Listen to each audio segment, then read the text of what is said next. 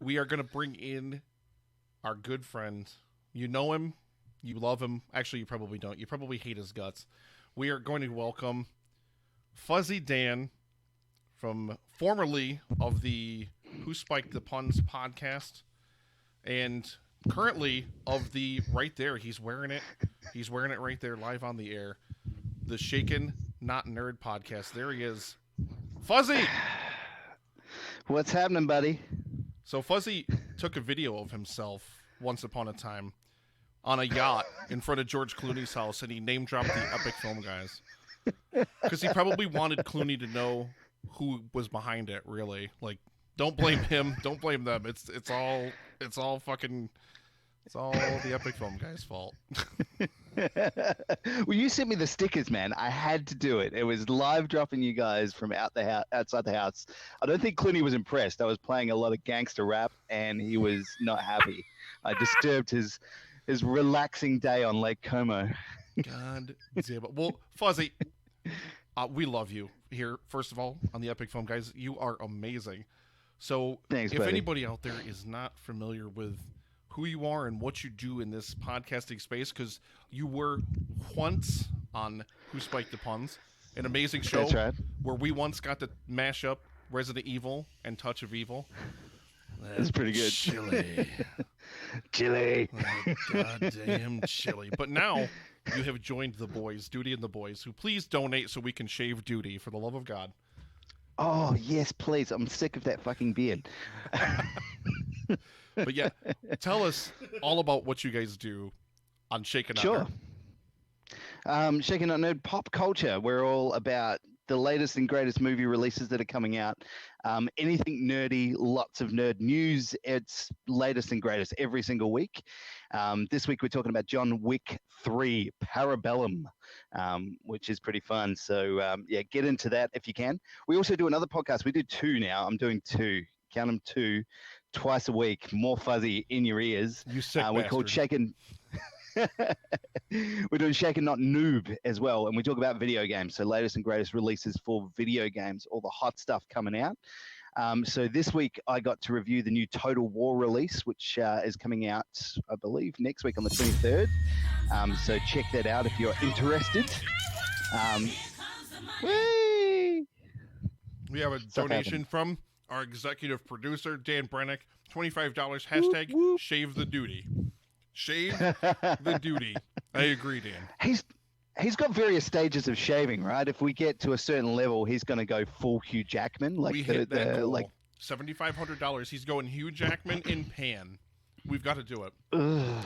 Oh, it's so gross. I want it to happen. I need that to happen so much.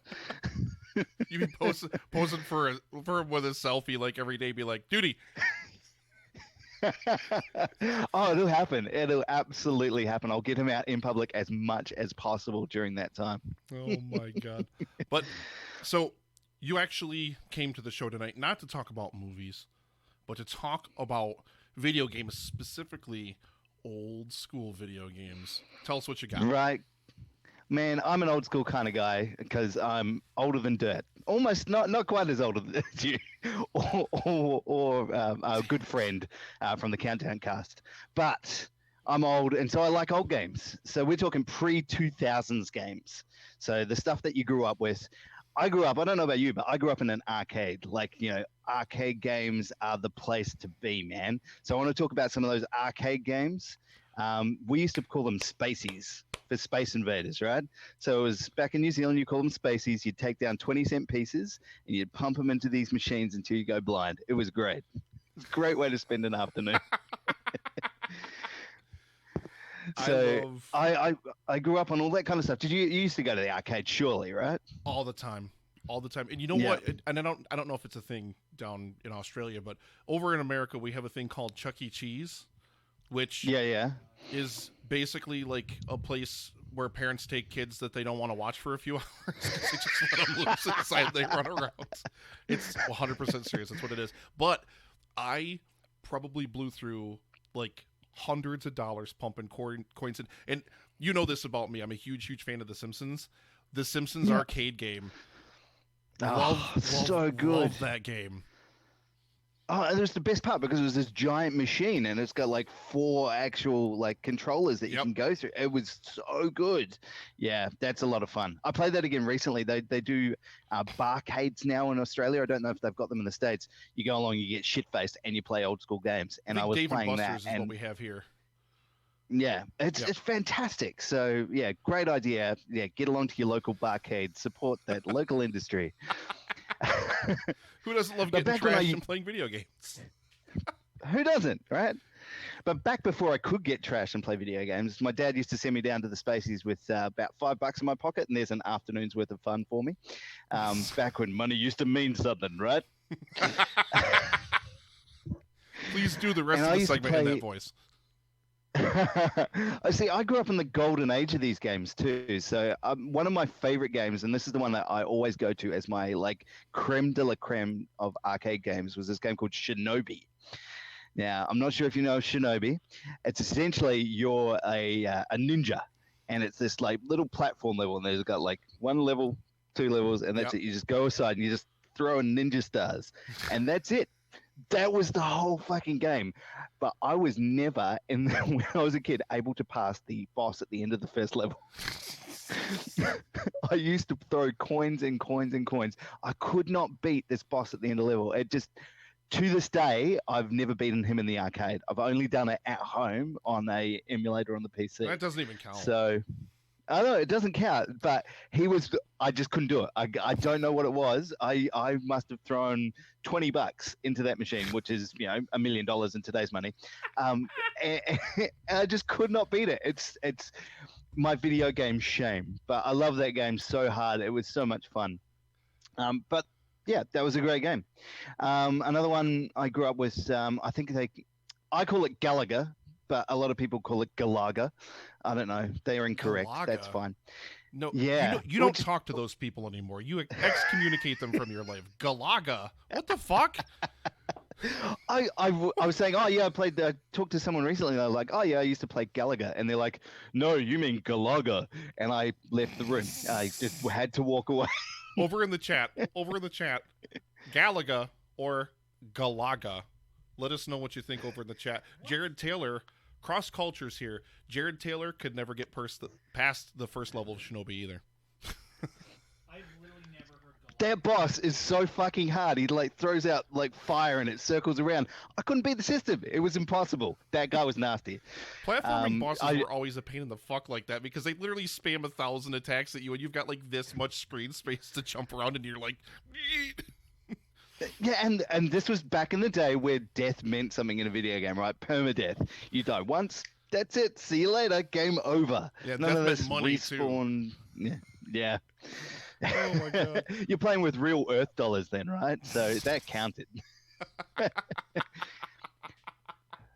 But yes, I used to love Galaga as well because because it was like it was modern day Space Invaders. It was like that old school Space Invaders was just too I don't know, too confined. But Galaga was like lots of fun. You had the tractor beams with the ships pulling up, and then you get the double ship, and it was just great. There was so much going on, and you could just continue to play that on ongoing basis.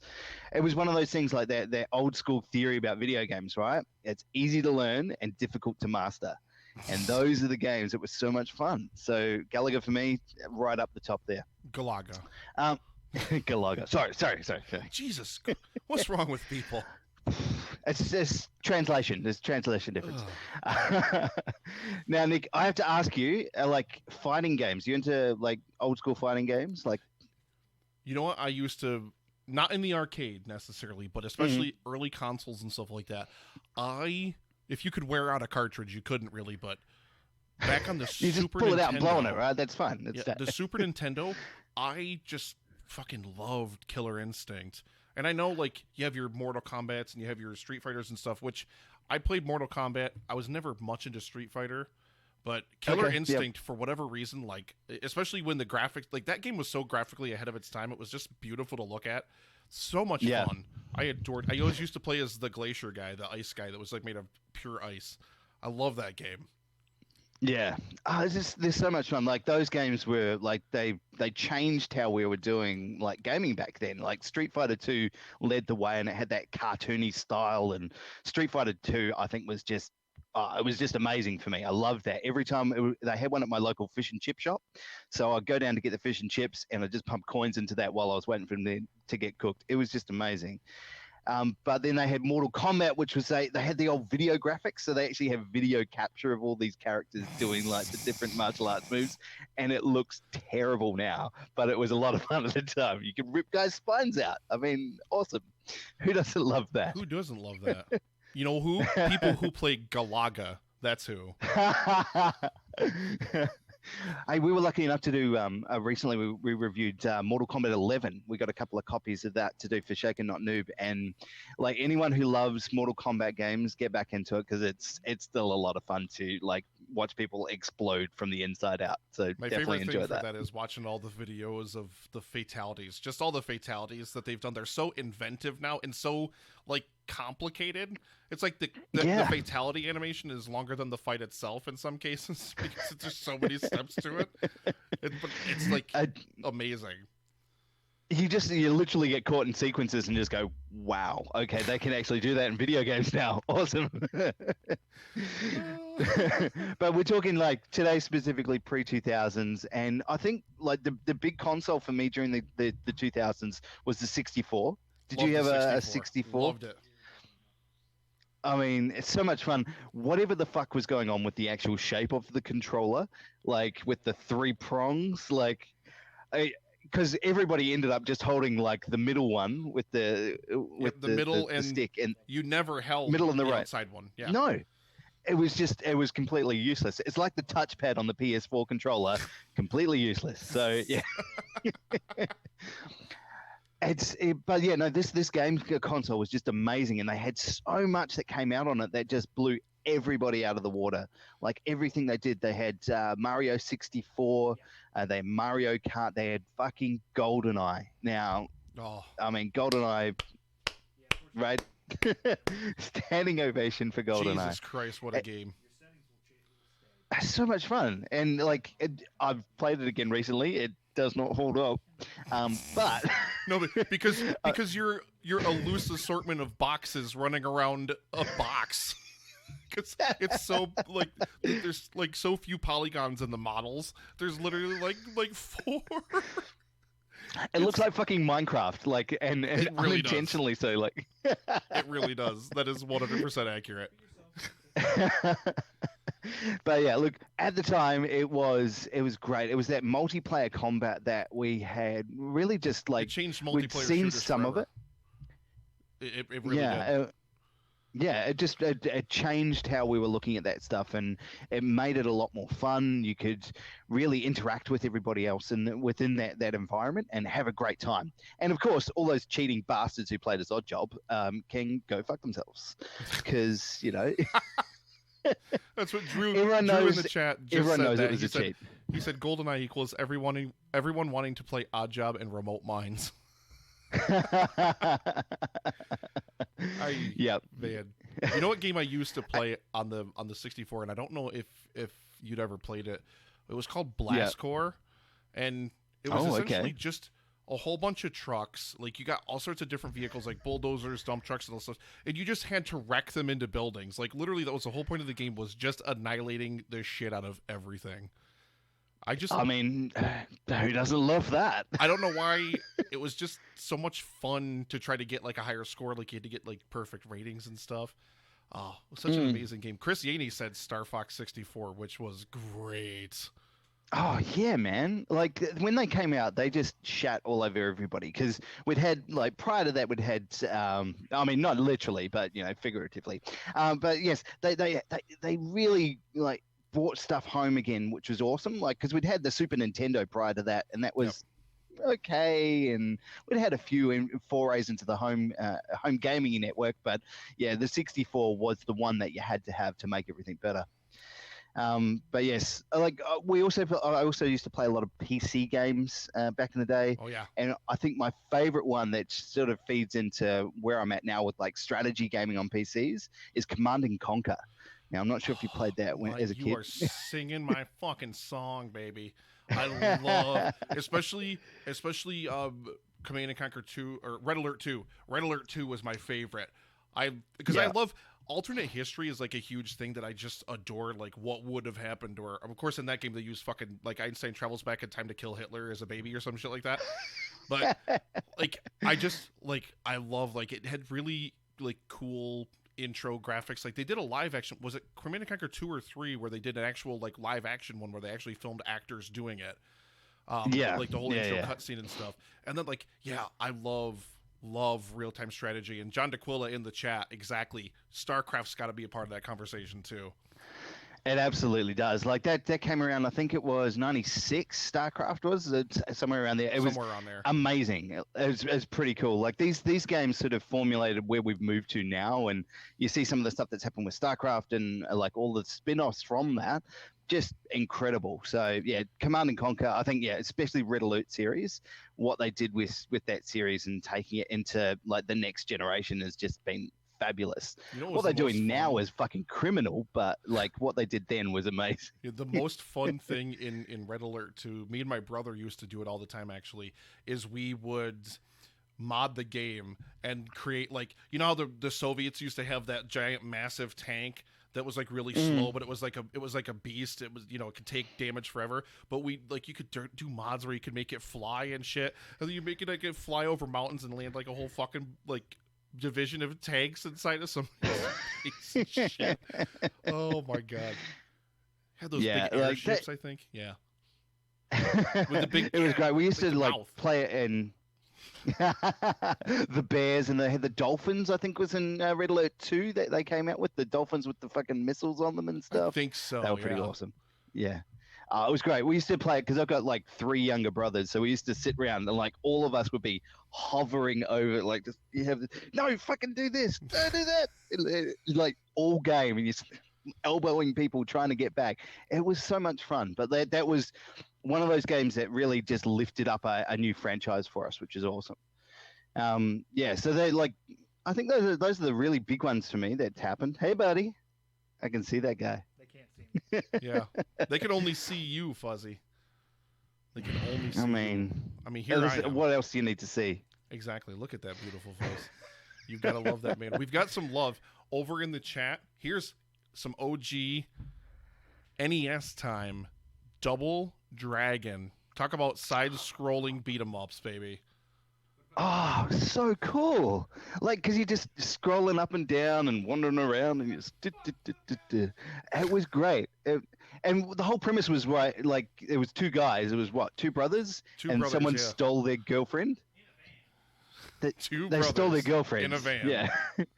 And then a meteor hits. Wait, and that's post 2000s. Damn it. Shh. So talk to me. Speaking of current movies that are coming out and video games, Sonic the Hedgehog. Can we talk about that? Like, no, you know what? We have to talk about it. As god awful as that CGI on that hedgehog looks, I can't wait to see Jim Carrey go back to his 1990s scenery chewing ways, because he's going to be glorious in that movie. The rest of it, he was fabulous in the trailer. Garbage. Like that trailer was incredible. Oh look, but look, mead. That is Bill Sutton's mead. Don't shake it up though, because that sediment at the bottom does not taste good. But yeah, look, Sonic the Hedgehog, I think it was 91 that it came out. Like huge game. It was a lot of fun. It was one of those ones that I think if you had the Sega, you were happy with. If you didn't have the Sega, meh.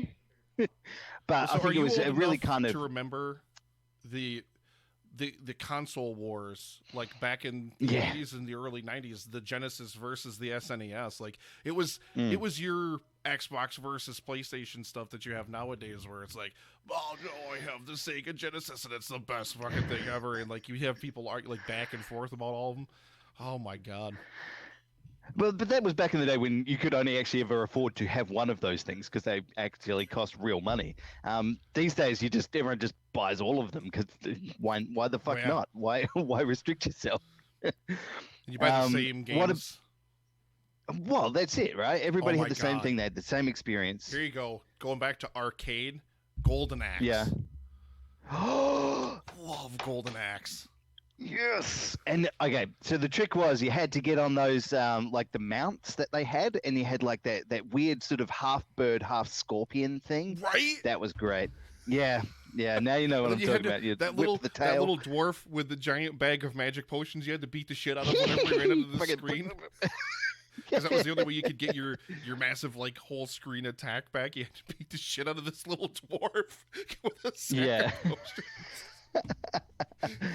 All right, so who was your character? Because they had 4 characters, right? So you had the dwarf with the axe, you had the guy with the loincloth, you had the girl with the big boobs, and I think it was a wizard. Yep. Yeah, the one that no one fucking played. No, I would always pick either the dwarf or the female warrior, like one of the two.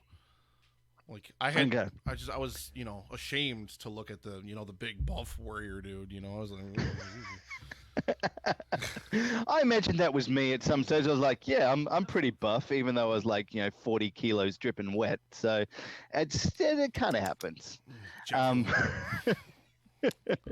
Yeah, Golden Axe, what a time. And then we're talking classic arcade games, the classic arcade racer, which I think is still around today and still works, Daytona. Which came out, it was probably real close to 2000, but it was amazing. You played Daytona a lot? See, I thought you were going to go with, God, what was that? What was that one? It was like a top-down car game. Oh, with the trucks, and you had the little steering wheel, and you just spin it around? Maybe. I can't remember now. I can't. The chat is going nuts over here. We have everybody talking about Golden Axe. The dwarf because he had an axe. Jared ranked him dwarf, warrior, wizard, thief. I don't think he ranked him. Spy Hunter. That's what it was, Jared. And it had that theme song. Yeah, like that. Yeah, I loved Spy Hunter. Yeah, I thought that's what you were going to bring up. Oh, nice. Yeah. Okay. Yeah. No, that was. Yeah. Wow. That's an interesting one. No, they had. There was another one that came out around about that time as well. Oh shit! No, it's actually earlier than that because it came out on the Commodore 64. Do you remember the Commodore 64? Yeah. You're old like me. You're old like me. You understand this. For those of you who aren't old like me and Nick here, we're ancient. There was this thing called the Commodore 64, which was like a computer, but it didn't do all the stuff that a computer could do. But it was like an arcade in your home, but you had to program it half the time to actually do the things you wanted to.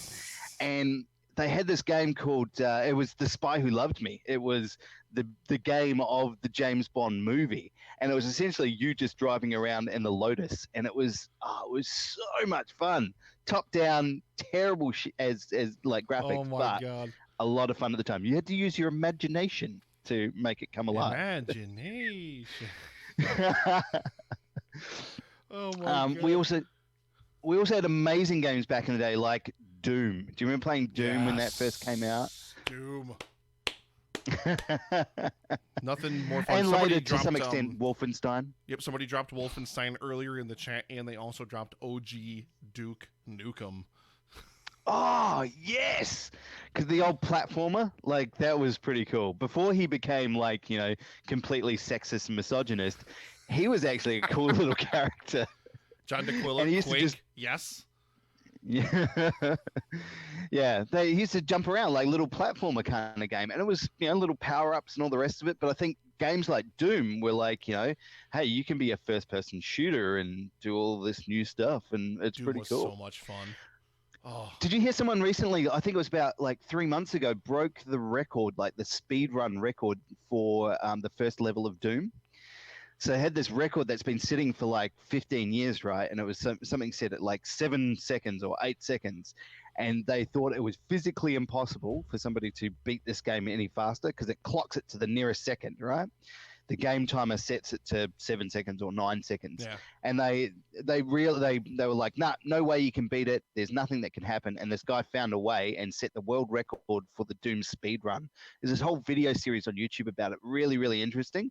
So if you're into speed running, check that out. They've got some really cool stuff on the Doom series. A lot of fun. You know, another one, to go back to arcade stuff and kind of to take it back toward the beginning of where we started, another one, aside from the Simpsons arcade game, which again wore like hundreds of dollars in that fucking thing, even though it was really weird because it was still the Klasky Supo animation style, it wasn't the film Roman, so it was still like season 1 and 2 Simpsons, like that style of animation, so it was weird playing it, you know, well into the film Roman stuff. But another one, which was amazing, Turtles in Time. Yeah, Teenage Mutant Ninja Turtles, baby. Loved Turtles in Time. I mean, that and the somebody else name dropped it earlier as well, but also the X-Men arcade game, which was just, I remember having to fight like Juggernaut and the Blob, and that was like that side-scrolling kind of like 3D-ish, like it was like 2D at an angle or whatever. Like, I don't know how to describe it or whatever, but that's how all those games were. They were all like that side-scrolling, but kind of at that angle that almost gave it a little bit of depth and whatnot. Yeah. Yeah, no, that's a lot of fun. Those ones, like, because it was just like, you know why they were so difficult? Because they were trying to work as much as they could with 3 dimensions, but it was like That was the first microtransaction. just keep pumping coins into those things. People complain about microtransactions in games nowadays. That's a really good point, Dan, because like nowadays in games, it's microtransactions are bad, but like literally at an arcade, you would just sit there and be like, well, holy shit, you'd coin after coin after coin after coin after coin into these games to continue. But that's, well, I mean, but then you didn't have to, it was like, okay, I paid 20 cents, I've experienced the entire game. These days it's like, hey, you've paid, $80 and you've experienced most of the game. If you would like the rest of it, come back and, over here, get some stuff in my pocket. John DeQuilla said TMNT game might be the GOAT. Might be the greatest of all time. Which one was that? The Turtles in Time. Yeah, it's pretty amazing. So I think we grew up in the golden age of games, man. So we're now experiencing this new renaissance of stuff coming through. Lots of awesome single player games coming out, and it's just amazing. So I'm loving getting a chance to experience some of this old stuff, and the indie titles that come out these days are just incredible, and they take me back to that old stuff, the old 8-bit styles. There's just so much fun to be had. I couldn't recommend some like, I've got some really great ones that take me back. Dead Cells is my current favorite. It came out last year, available on the Switch and all these other platforms, and that's classic old school game style with a modern day twist. So strong recommend for me, especially if you've got the Switch. It's super awesome for that. So definitely get into those because they're there and they're fucking awesome, because some of the new games that come out, well, aren't they great? Dan's dancing and rubbing his dick in front of my bathroom. Thank you, Dan. No, not you, Fuzzy. Fuzzy's like, but I didn't even touch my dick. Dude, we're still working on the Dan and Dan show for one time. There you go. But please, we've only got a couple of moments left, so please let us know where we can find Shaken Not Nerd, Shaken Not Noob, and Fuzzy D on the web. Yeah, absolutely. So Shaken Not Nerd, that's the big banner. If you've got your podcasting app, type that in. You'll find us. Both of the podcasts are under the same channel because we're cheap bastards and we don't want to have to pay for 2 channels. That's how it's done. So just Shaken Not Nerd, you'll get both of them for the price of nothing because we're free. We're awesome. And come and check us out. We've got YouTube channel. We're putting up video game reviews up there now as well. We're going to visit a bunch of cons this year, so we're going to have live videos from all of the cons we're going to. Check it out: Facebook, Twitter, Instagram. Shaken Not Nerd. That's the one there. And I just post all my shit through there now because it's easier, and I don't want to give away all my private shit. Just keep the private stuff for private. But Shaken Not Nerd, come and check us out. There's 5 of us. It's awesome. Please check them out. It's an amazing show, and this guy right here, you're amazing. I fucking love you. We've podcasted together a number of times. The old Megasode days of the movie Pod Squad and stuff. Like when we had like 20 people shouting at each other. It was great.